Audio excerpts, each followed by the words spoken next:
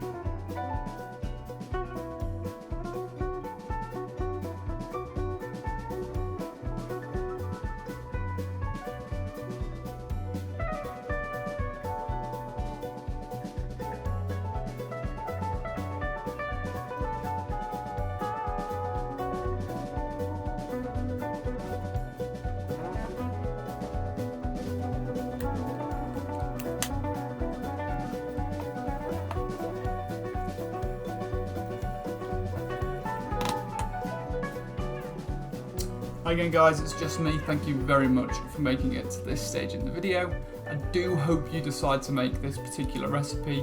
It's absolutely delicious, it takes around about 30 minutes to make, and there's only one pot to clean. I think that's pretty much a corker of a meal in my books. So if you haven't already guys, I would appreciate a like on this video, even drop me a comment to say that you're going to make it or you have made it, and do consider subscribing. All of those things really do help my channel out, and I really appreciate it. Guys, please do stay safe, and remember, keep cooking, and I'll see you this time next week for another simple home meal. Bye for now.